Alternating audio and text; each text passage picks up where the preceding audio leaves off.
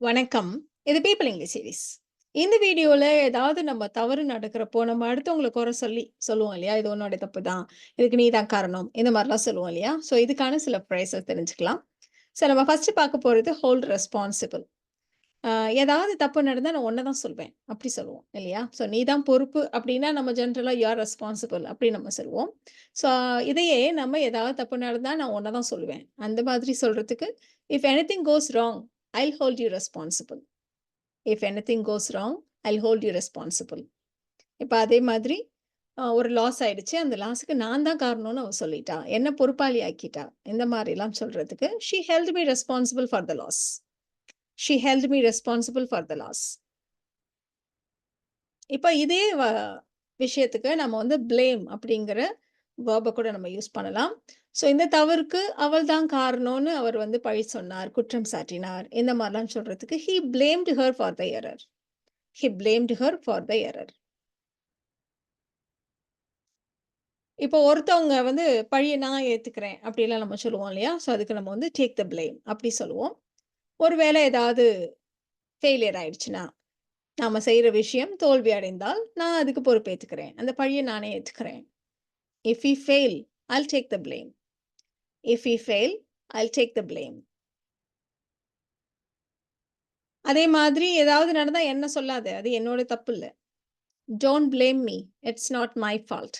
இப்படி சொல்லலாம். பட் இத விடவும் நம்ம வந்து பொதுவா பொலைட்டா I don't think you should blame me for this. It's not my fault அப்படி நம்ம சொல்லுவோம். ஸோ இதுக்காக நீ என்ன குறை சொல்லக்கூடாது. இது என்னோட தப்பு இல்ல. I don't think you should blame me for this. It's not my fault. இப்போ இதே மாரி நம்ம யூஸ் பண்ற இன்னொரு phrase be to blame. Be அப்படின்றது பி வெர்ப். சப்ஜெக்ட்க்கு ஏத்த மாரி நம்ம சூஸ் பண்ணுவோம். ஸோ டிலேக்கு அவர் தான் காரணம் அப்படின்னு நம்ம சொல்லப் போறோம். ஸோ ஹி அப்படின்றதுனால நம்ம வந்து வாஸ் யூஸ் பண்ணியிருக்கோம். He was to blame for the delay. He was to blame for the delay. இந்த ஆக்சிடென்ட்‌க்கு யாருமே காரணம் இல்ல.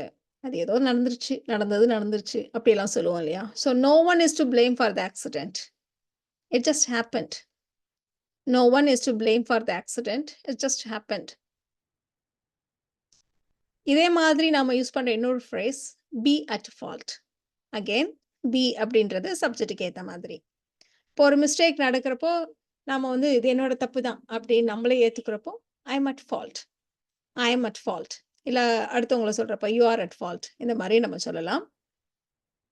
இப்போ ஒரு விஷயம் நடக்குது. ஒரு ஆக்சிடென்ட் நடக்குது. இது வந்து என்னோட மிஸ்டேக் இல்ல. அந்த ஆப்போசிட்ல வந்து இன்னொரு டிரைவரோட தப்பு தான். The other driver was at fault. The other driver was at fault. அடுத்ததா நம்ம பார்க்க போற phrase lay the blame on someone. அடுத்தவங்க மேல பழிய போடுறது. அவர் எங்கள் மீது பழிய சுமத்த முயற்சிக்கிறார். He is trying to lay the blame on us. He is trying to lay the blame on us. ஏன் எப்பவும் என் மேலேயே பழி விழுது? Why do I always get the blame? Why do I always get the blame? உன் தப்புக்கு என் மேல பழி போடாத. Don't lay the blame on me for your mistakes. Don't lay the blame on me for your mistakes.